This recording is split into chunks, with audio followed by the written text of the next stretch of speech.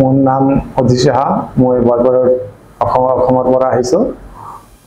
মোৰ আগতে ডক্টৰক দেখাইছিলোঁ অসমত বহু জেগাত, পিছতে আৰু ইয়াতে মই আহিছোঁ। মোৰ ডাঙৰ ভাইটিও তাৰ ইয়াতে অপাৰেশ্যন হৈছে, ডক্টৰ হিমাংশু ত্যাগী ডক্টৰৰ নাম।